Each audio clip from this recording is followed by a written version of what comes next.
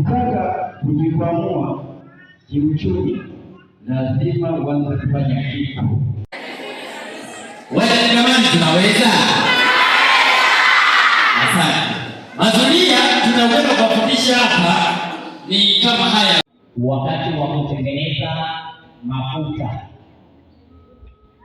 vifaa unavyotakiwa kuwa navyo wakati wa kutengeneza mafuta, vifaa unavyotakiwa kuwa navyo wakati wa kutengeneza mafuta.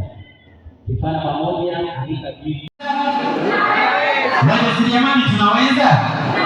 Tupigeni makofi tafadhali. Mkujo gani?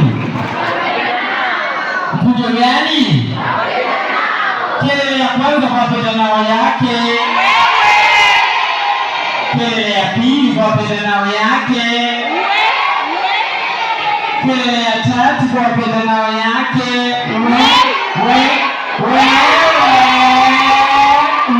Babu. Yanawezekana au hayawezekani? Wajasiriamali tunaweza?